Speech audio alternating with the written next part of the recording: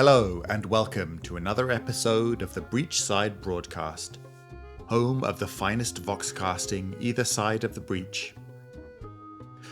On today's episode, we continue the story of Lucas McCabe and his compatriots in the Malifaux Exploration Society as they explore the mysterious Sunken City beneath the Bayou. We join the intrepid explorers aboard the MES Surefoot. I hope you enjoy the conclusion of Lost and Found, right after this word from our sponsor.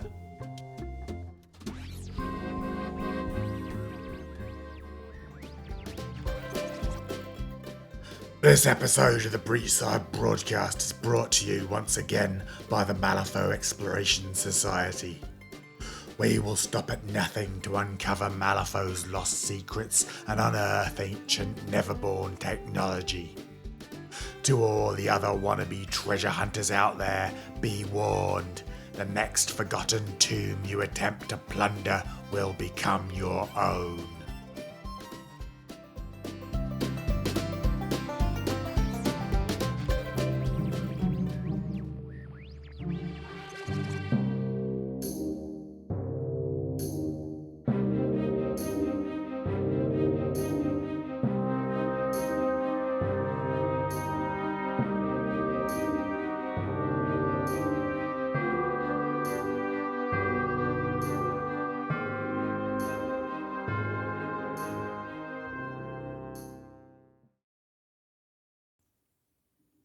Shouldn't they be back by now? It's been almost an hour, Lucas snapped. Luna growled her assent, and Sadia lit another cigarette. It's barely been 20 minutes, Sadia said between drags. It depends on how far they had to dig, Jessie replied, as though she'd been expecting a delay. Often architectural features are buried under silt or debris. The team might still be hauling dirt.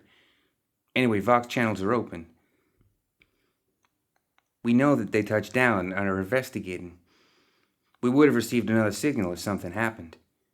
Lucas scratched his chin. Even for him, this nonchalance seemed tantamount to recklessness. Something feels wrong. What makes you say that?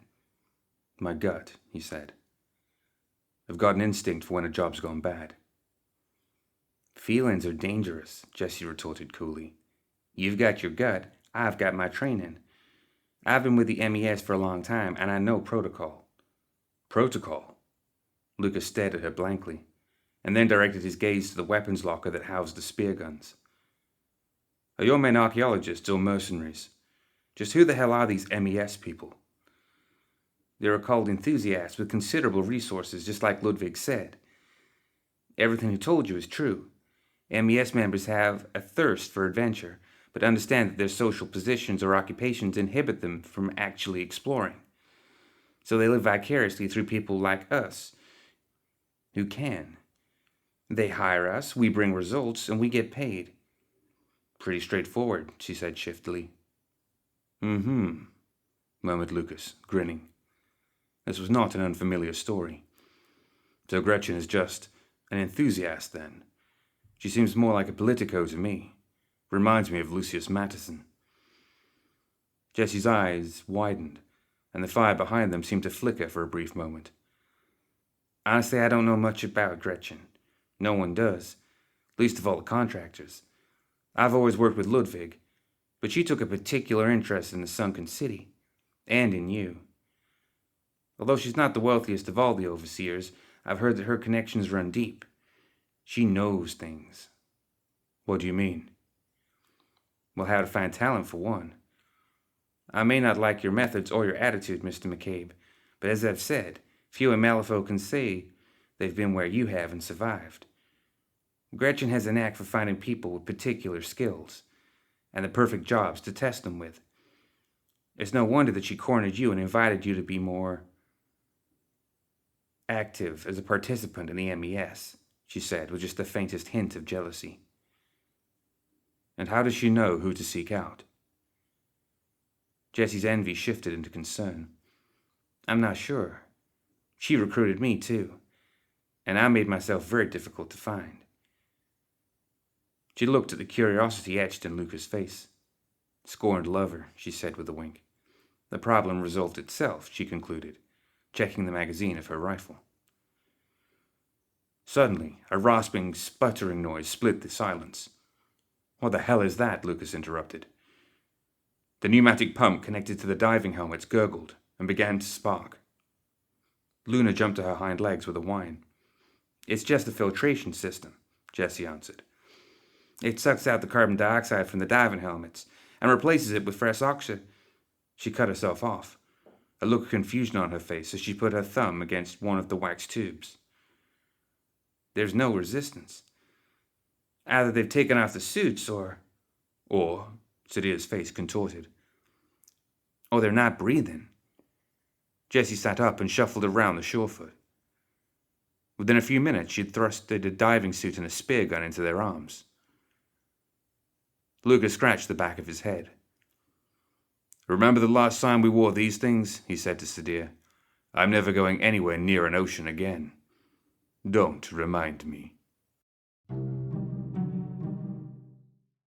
The Bayou was no prettier beneath the waves than it was above them. As he descended with Sadia and Jessie, Lucas could barely see a meter in front of him through the inky darkness. He found this vast, sludgy expanse far more terrifying than the cramped confines of even the most sinister tombs. Here an attack was possible from any direction. He felt exposed and vulnerable, even with Sadia at his side. Since his net gun and whip wouldn't work underwater, all he had were his wits, his blade, and a spindly spear gun that he had never fired before. How useful would it be against the creatures that thrived in the bayou's sinister depths? "How far have we gone?" Lucas looked up to the surface. It wasn't shimmering like he expected. Barely any light refracted through the mud and detritus. All was dark, like a perpetually expanding black square. "Judging from how much slack we've got left on the breathing tubes, it can't be any more than 30 feet. If the water were clear, everyone at the top would still see us," Jessie answered. "But it's not," Lucas said, his grip tightening on his machete. After several tense seconds, they finally reached the bottom of the mire. "Follow their trail," Jessie gesticulated, the previous team's tubes, which bobbed in the gloom like phantom worms. Sadia assented and took off, propelling himself through the water.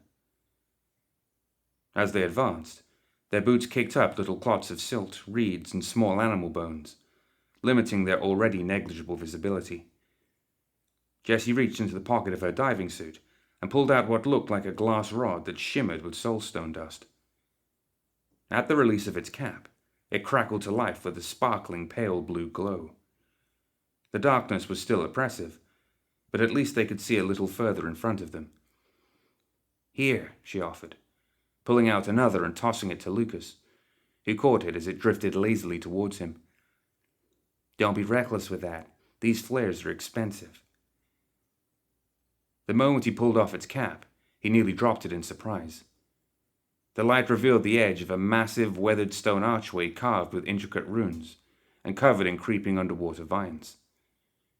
Lucas realized that it was the mouth of a tunnel that led further beneath the depths. Jessie pushed a button on the ether box attached to her helmet. "Captain, the team stumbled into some kind of cave. McCabe and I are pursuing. Stand by." The radio crackled again as the crew of the Surefoot confirmed. "Well?" she asked with as much bravado as she could muster. "Are you two just going to steer or follow?" She brushed past them, weapon and light drawn. Resigned to the worst, Lucas proceeded, his own weapon raised. They had barely taken a few steps before almost total darkness swallowed them. It was like they were descending into the belly of a great beast. "Do you see these carvings?" Jessie held her flare towards the cave walls. "The markings look old, maybe older than some of the runes our team found in the sewers beneath Malifaux City." The writing was spidery and sharp, displaying both exaggerated curves and sharp corners, like a blend between cuneiform and Sanskrit. "Look," said Lucas, pointing into the darkness. "We're actually ascending.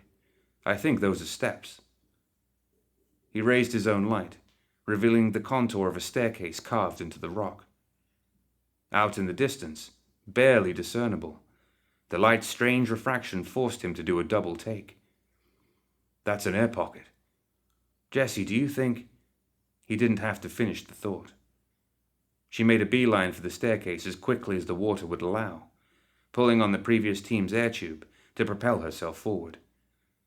Lucas and Sadir followed, and soon both their heads split the surface. The three of them emerged in a great antechamber of carved stone, illuminated only by their flares. Still treading water, Jessie removed her helmet and rubbed her eyes as if she did not trust her own sight. Lucas did the same, and hoisted himself hastily out of the pool. What the hell? Are you seeing this? And that smell? Is it blood? The floor of the entire chamber was covered with translucent pearl-like growths, interconnected at the base by slippery, fleshy tendrils that zigzagged and spiraled in a whirl of chaos. Like pustules, the pale orbs pulsated against the light of his torch, with a miasmic, milky shimmer. They varied in size. Some were as small as cricket balls, but others were the height of Lucas' shin and the diameter of dinner plates. Jessie extricated herself more gracefully from the water, planting her feet carefully so as not to touch any of the clusters. Eggs, she concluded, with a worried glance. From what? Asked Lucas, as he removed his diving suit. It felt good to be mobile again. He motioned to help Jessie shed her diving suit too. She snorted and dismissed him with a wave, effortlessly unzipping the damp fabric from behind. I'm not sure.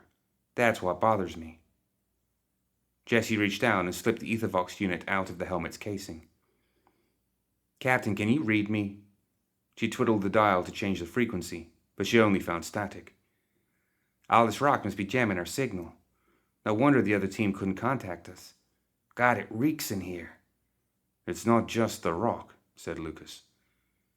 Moments before, his light had penetrated into the room's darkest corner, and he almost dropped his equipment in shock. Look. Jessie couldn't find the words to express her horror. Her mouth twisted in disgust, remaining silent. A pile of 3 mangled corpses leaked fresh blood onto the stone tiles, each in a truly horrific state of dismemberment. Jessie almost retched. What could have done this? She said, inching closer with trepidation that belied even her usual confidence. I don't know, but I bet it's whatever the hell came out of those. Lucas cast another disgusted glance at the egg clusters. We can't stay here. He forced Jessie to look away. We can't leave either, choked Jessie, trying to compose herself. Not until we know what happened. We can't send another team down here blind. She's right, Siddiqui, agreed Sadir, although the idea seemed to pain him.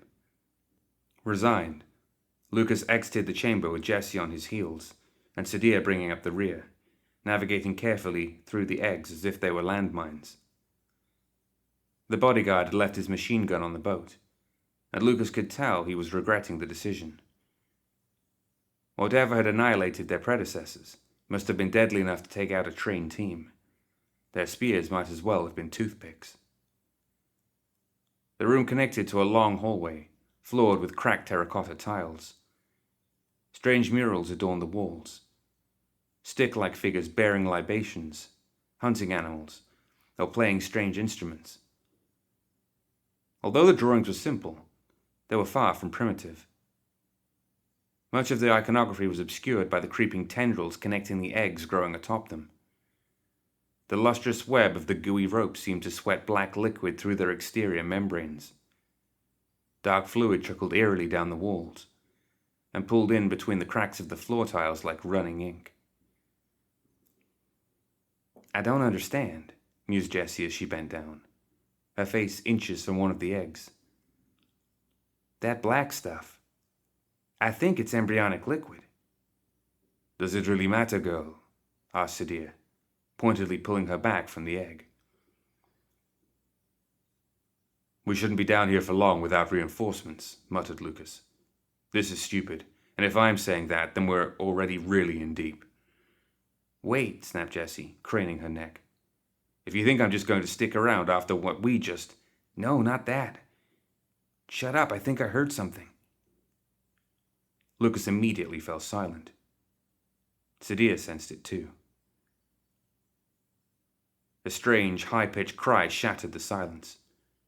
It was grating, like nails on a chalkboard, but it had a consistent rhythm. A long shriek, followed by 2 short bursts, and then the cycle repeated again. It's coming up from ahead, Sadia said, and without further hesitation drew his blade and advanced deeper into the darkness. Wait, don't go so far, warned Jessie, but he was already gone. Moments later they arrived in a great chamber, even bigger than the one they just exited. Its vaulted ceiling was decorated with long, elaborate arches, each featuring hundreds of unseeing stone faces, eyes hollow and cold. Hundreds, if not thousands, of pale eggs grew from between every crevice, like lustrous barnacles. Some were so high that they looked no bigger than tiny pearls. The same black fluid churning in the capillaries dripped, with a spine-chilling tingle from the faces' eye sockets. It was as if they were weeping. At the very center of the chamber was a great stone head, carved at least 20 feet in diameter. Its eyes were sculpted closed, as though the subject was caught in a meditative trance, but its mouth was left agape. Atop its head was a thorny crown cast in what looked like bronze, coated in a thick layer of impenetrable, bubbling verdigris. And at its base... Weird. Lucas approached one of the strangest contraptions he had ever seen. He knew that, like the rest of the ruins, it had to be as old as Malifaux itself, but its thick metal was still sleek and void of any rust, as if it were recently cast. Just slightly taller than Lucas himself, the machine was shaped like a cube, and each of its faces displayed a vast array of cogs and gears, whirling with clockwork precision. Their finely cut teeth and intricate engravings flaunted truly superior craftsmanship. Most strange of all, the organic tube-like growths winding their way through every inch of this godforsaken dungeon seemed to leach into the machine. The arteries connecting the eggs had punctured the metal right to its core. Whatever black liquid they housed came directly from the inside. In the center of the device rested a faded blue-green disc. Decorative flanges protruded from its surface, carved with strange symbols that neither Lucas nor Jessie could decipher. As the disc toiled slowly in time with the gears, it emitted the shrieking sound. At least that was one mystery solved. "What do you make of this?" he asked Jessie, as he pressed his hand against the disc's smooth surface, feeling it caress the skin of his palm as it turned with little resistance. It was warm to the touch. "Honestly, I don't know. The symbols are the same as the carvings from the cave and the murals outside," she said, pointing her thumb back towards the entrance of the chamber. "It looks valuable, and the craftsmanship is exquisite. It's obviously emblematic of a society that develops specialized labor, metallurgy by the looks of it, but this artifact is too functional to be decorative. This whole device, it could be anything. A weapon, a tool, a key. So it's worthless, along with this junk," said Lucas, crestfallen. At the base of the machine were several pottery shards and coins, but little else of obvious value. He pocketed them anyway. "Don't be stupid," said Jessie angrily. "If Gretchen's intelligence is correct, that's ancient Neverborn tech, for lack of a better word. It's more valuable than anything, maybe even soulstone. I mean, think about the size of the room protecting it. It looks like some kind of royal court. The stone head in the middle, maybe it's a throne. Or what if we're in a vault?" "More like a prison," Lucas mumbled under his breath, staring at the disc inside. Jessie either didn't hear him or chose to ignore him. Her tone suddenly became excited. We should take part of the machine back. Maybe it might help explain what... Down. Lucas tackled Jessie to the ground as a pale blur whizzed right past where she'd been standing. It landed on all fours and straightened itself upright, flanked on either side by two similar hulks, which had also seamlessly emerged from the shadows. "Silurids!" shouted Jessie, throwing Lucas off her as she sprang to her feet. Somehow these beasts were nearly twice as big as any she'd ever encountered. More hauntingly, their slimy scales were albino white, and the glassy blood-red eyes flared like burning coals. "The eggs! They're Silurid eggs! Damn it, I knew I'd seen them before, but they're usually green and unconnected to each other. That goop must have mutated them." "Have you ever seen anything like that?" Lucas asked, as he turned the dial of his spear gun, whirring it to life. "No," said Jessie worriedly, her eyes on each of the beasts, waiting for them to strike. "Silurids aren't like other animals. There's only one recorded species, even though they sometimes have different skin colors and share taxonomic similarities with a few other Bayou organisms at the genus level." Lucas rolled his eyes. "Jessie, I speak 6 languages. Science isn't one of them." He tossed the flare to the ground, shifted the spear gun to his offhand, pulled the whip out that was attached to his belt, and immediately started cracking it toward the pack. A fine mist of black blood danced through the air with each snap, and the creatures roared in fury, approaching nearer every second. The distance was closing fast. "Got a plan? Because I've only got one spear," cried Lucas, as more of the massive beasts joined the fray. "Get back! Get back!" Jessie shouted as she dropped her flare and sniped the middle Silurid cleanly through the throat. The beast was blasted backwards, but within seconds it managed to climb up to rejoin its companions in the attack, dark blood still gushing from its neck. The attack seemed to have little effect. Ichor trickled down from their wounds, the liquid dark and shiny against their pale bodies. Sadir fired a precise shot that nailed one of the creatures in the cartilage, right where its webbed left arm connected to its torso. By any measure, the spear should have ripped the appendage clean off, but the Silurid barely slowed, making yet another swift pass that Lucas barely managed to duck. The creature fought through the pain and jumped straight towards Lucas. With a guttural screeching croak, Sadir leapt up to intercept it with just enough force to alter its trajectory. Both killers became tangled in a swirling knot of moving limbs. Sadir was lucky. The beast had landed on its back, and the bodyguard sunk his Murtu blade into the tender flesh, exposed beneath its jaws, pinning it to the ground even though it was nearly twice his size. He then rammed his fist into the wound, and with a brutal crunch ripped the Silurid's lower jaw clean off. Immediately Sadir doubled back in pain, his hand blistered and raw. "Black blood! Don't touch it!" He held his wounded arm close as he retrieved his fallen blade with the other. Before Jessie was able to reload a spear, another Silurid threw itself towards Sadir. She lost count of their attackers. There were simply too many, and the 3 explorers were too poorly equipped. "No!" Lucas shouted as he shot a spear into the Silurid's side. When it didn't seem to deter its attack, he dropped his spear gun, drew his machete, and made a beeline towards Sadir. "Damn it," Jessie hissed. She tossed aside her spear gun and drew her own blade. After puncturing one of the beasts through the ribcage, she kicked it off her blade with just enough strength and fury to trip up the companion behind it. She blocked another blow by severing her attacker's arm at the elbow, careful to avoid the ensuing jet of black blood. Bobbing and weaving, she bought Lucas and Sadir enough time to fight their way up off the ground. Suddenly, a blood-curdling cry erupted throughout the chamber, echoing with unholy fury. For the second time since they had arrived in this godforsaken place, Jessie's eyes widened in horror as the largest Silurid spawn mother she had ever seen let out a fearsome roar. It had emerged from the mouth of the sculpted head, leaping into the fray and causing its smaller kin to scatter. Even while hunched, the beast was taller than Jessie, twice as thick, and albino white like all the others, although its comb was blood red. Several spiny, cancerous growths clung to its rippling muscles, and the armored scales of its thick hide were hardened and cracked, shimmering like uncut diamonds.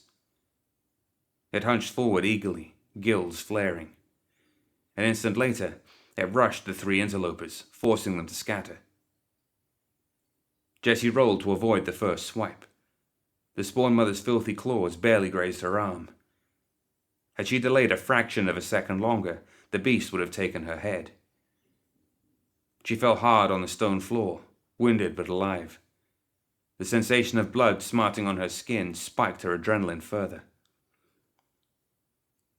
Jessie clambered to her feet as Lucas and Sadir darted in between the monster's legs, each slicing deep into its calves. The creature barely acknowledged the wounds as they slowly seeped like blood. With inhuman speed, it twirled again and took further swipes at the new prey. "Go on, get out of here. I'll distract it," shouted Lucas, as he swatted away yet another blow with his blade. It punctured the Spawn Mother's arm just above the elbow joint. Just go. Rather than retreat, the colossal creature raised its arm. Lucas' blade was still entrenched, and the motion lifted the relic hunter several feet above the ground with it.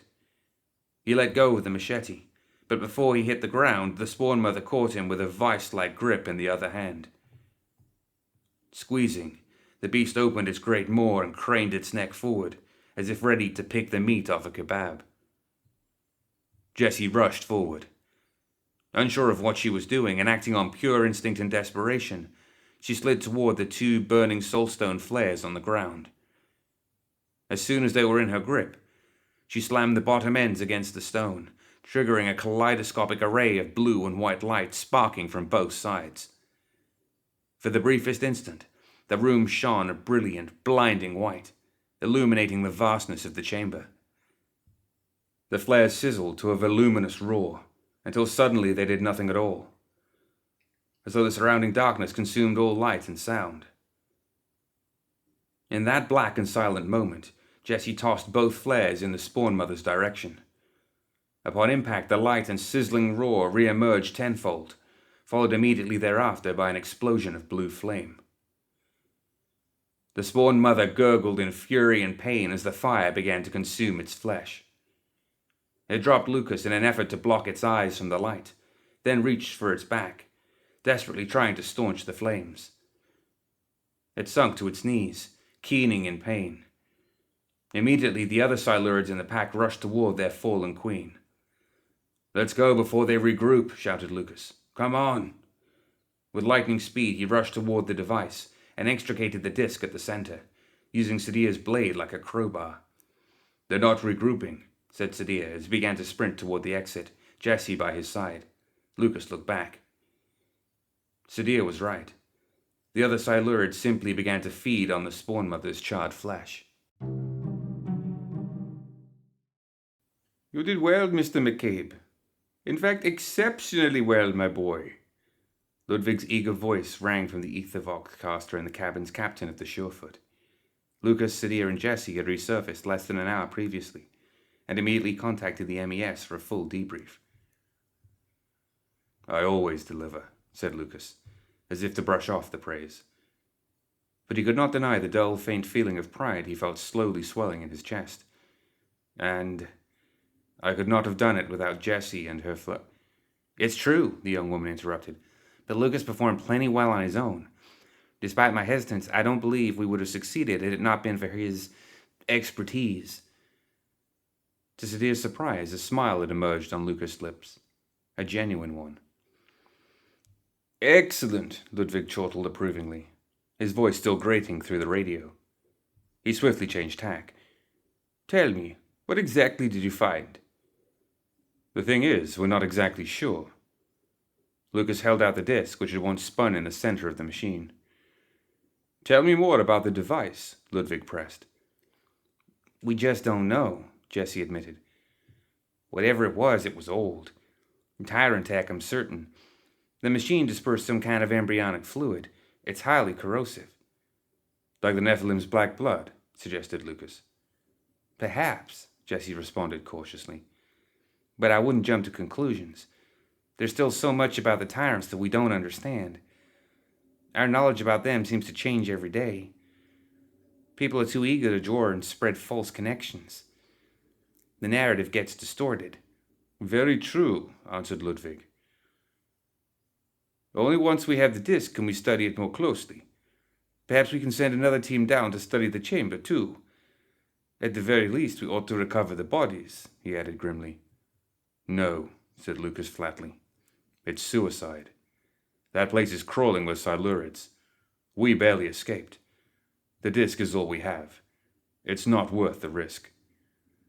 I agree, seconded Jesse reluctantly. We lost good men down there, and it doesn't do us any good to lose more because of avarice or sentimentality. To this, Sadia nodded in approval. There was a long pause. Very well, said Ludwig, clearly disappointed, but nevertheless remaining pragmatic. We will pay you both most handsomely for your services. Mr. McCabe, your deal with Gretchen still stands. Keep the shards. You'll find scrip and a cache of soulstones awaiting you upon your return to Malifaux City. And one last thing. He paused dramatically. Yes. Have you forgotten about the other part of Gretchen's offer? What was that? Asked Lucas, feigning ignorance. Welcome to the MES, Mr. McCabe. The Ethervox grew silent with a final crackle. He tried to remain stoic, but even he couldn't suppress his excitement as he turned to Jesse. Guess we get to work together again. He held out his hand. I suppose so, said Jesse, shaking it with a firm grip. So, about those flares, Lucas said as he continued to hold her hand. Soulstones, huh? Soulstone dust, and not for sale. She let go of his grip, then walked out of the cabin with a wink and an exaggerated swagger that accentuated the curve of her hips. You're going soft, Siddiqui, warned Sadia, checking that Jesse was out of earshot. No, retorted Lucas with a grin. He lifted Sadia's injured hand and began to rebandage the wound. Suddenly the relic hunter gripped it tight. Sadia winced. An instant later he slacked his grip and gave Sadia a quick pinch. I'm just trying something different. That's all. Sadia grunted, clapped Lucas on the back, and returned to sharpening his blades as the Surefoot charted a new course for Malifaux City.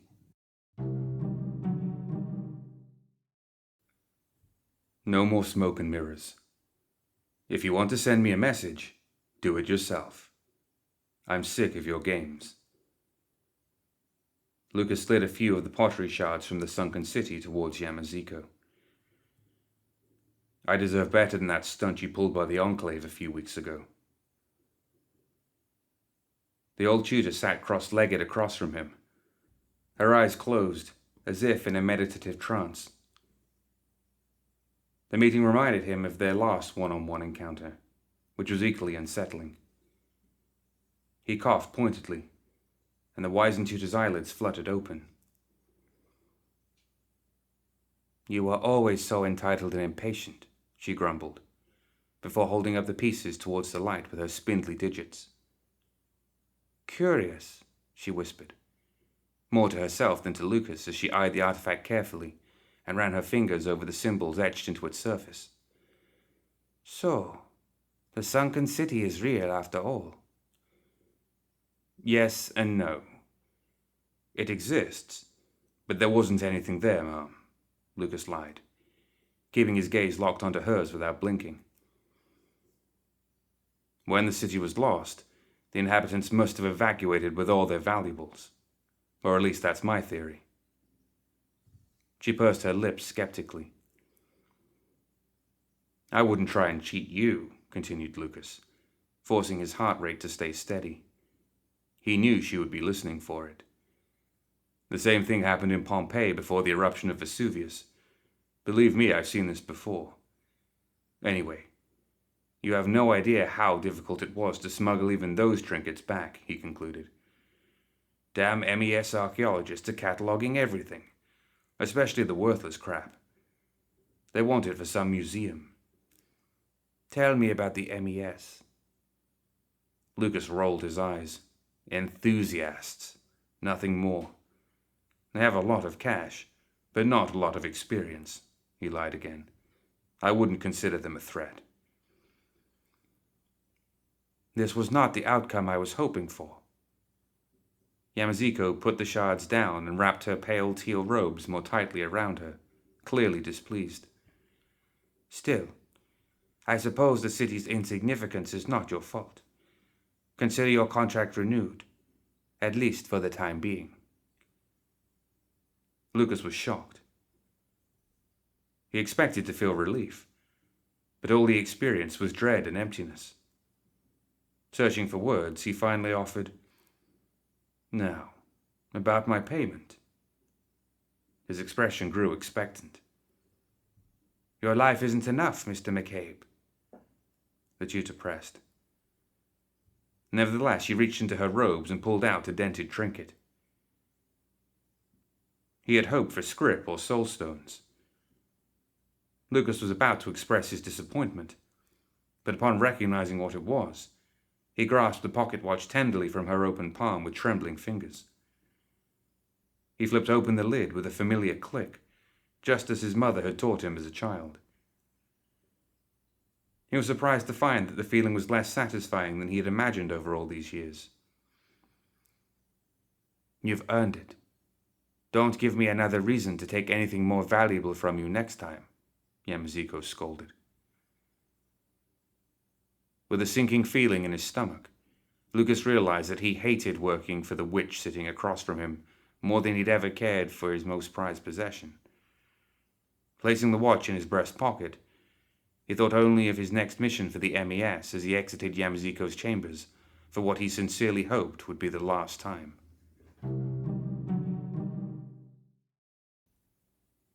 Alone with the dying embers of her smoldering hearth, Gretchen clutched the disc Lucas had taken from the Sunken City between eager, spindly fingers.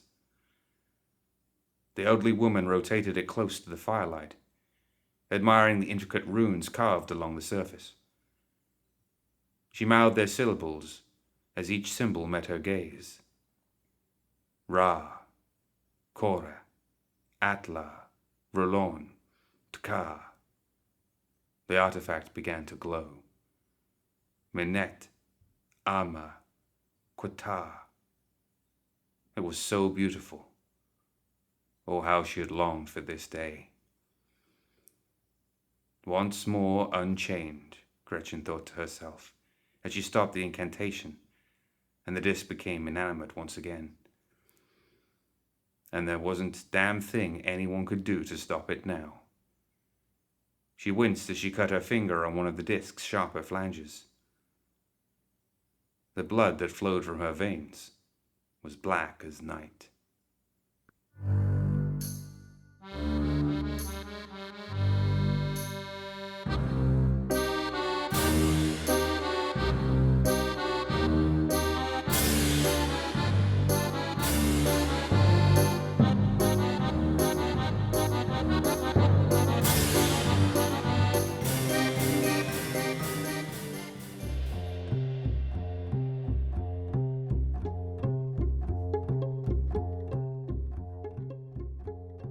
That's it for another episode of the Breachside Broadcast. Join us next time for more Tales of Malifaux.